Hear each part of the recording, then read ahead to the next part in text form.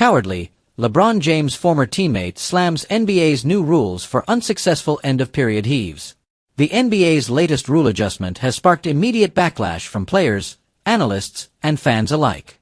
Beginning with the 2025-26 season, the league will officially count unsuccessful end-of-period heaves as missed field goals for the team, but not against individual players' stats.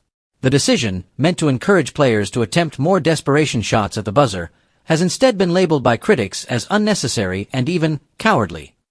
One of the most outspoken voices has been Richard Jefferson, a former teammate of LeBron James during the Cleveland Cavaliers' 2016 championship run.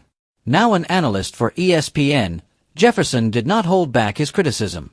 Quote-tweeting NBA insider Shams Charania's post announcing the change, Jefferson simply called it cowardly, sparking conversation across social media. What the new rule means. According to the league, the rule applies specifically to end-of-quarter heaves, shots launched from at least 36 feet away within the final 3 seconds of the first 3 quarters, with the play beginning in the backcourt. In recent years, many players have avoided taking these desperation attempts altogether, fearing they would drag down their shooting percentages. This avoidance has even been tied to financial incentives. Some player contracts include efficiency-based bonuses, creating an added reason to shy away from the extremely low percentage shots. By removing the statistical penalty for players, the NBA's Board of Governors hopes to encourage more attempts, theoretically adding excitement to games. However, critics argue that the league may be overthinking the issue. Jefferson's blunt criticism highlights the sentiment that players should not need extra encouragement to make a play that could potentially swing a game, no matter how unlikely the shot is to go in. Richard Jefferson's perspective. Richard Jefferson's comments carry weight given his experience both as a player and now as a respected media voice. Having spent 17 seasons in the NBA, Jefferson understands the balance players try to maintain between individual stats and team responsibilities.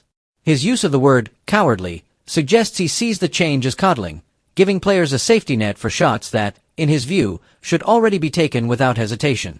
Jefferson, who played a key role in helping LeBron James and the Cavaliers win the 2016 NBA Finals, has never been shy about voicing strong opinions on league matters. This latest criticism adds to a growing list of analysts who believe the NBA is placing too much emphasis on adjusting rules to accommodate player concerns rather than maintaining the spirit of competition. Zach Lowe joins the criticism. Richard Jefferson isn't the only prominent voice to slam the change. NBA insider Zach Lowe also expressed his disapproval on his show, calling the rule a gift to what he described as chicken **T players. Lowe argued that the rule benefits those too worried about their stats to take a shot that, while unlikely, could still matter in the final score. Lowe's comments echo a broader frustration that the NBA is prioritizing optics over substance. While efficiency metrics are valuable, critics argue that protecting player percentages from desperation shots is unnecessary when those attempts have long been part of basketball's culture. Breaking down the numbers. The league cited SportRadar analytics to support the change, noting that players converted only about 4% of heaves last season. Golden State Warriors superstar Stephen Curry, widely regarded as the greatest shooter in NBA history, made 4 of these shots, while Denver Nuggets MVP Nikola Jokic connected on 3. These rare makes often generate highlight moments and energize crowds, but the overall conversion rate remains extremely low. From the league's perspective, encouraging more attempts could create more of those dramatic moments without penalizing individual players unfairly. But from the critic's standpoint, the new rule risks sanitizing the game, protecting reputations rather than embracing the raw unpredictability of basketball. Looking ahead. As the 2025-26 season approaches, it remains to be seen how much of an impact this rule change will actually have on gameplay. Will players truly take more heaves now that their personal stats are protected, or will old habits continue? More importantly, will fans embrace the change, or will they see it as another example of the NBA over-regulating the sport?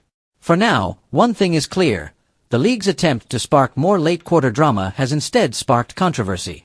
With voices like Richard Jefferson and Zach Lowe labeling the change as cowardly and unnecessary, the debate around end-of-period heaves highlights a larger conversation about the balance between entertainment, analytics, and tradition in today's NBA.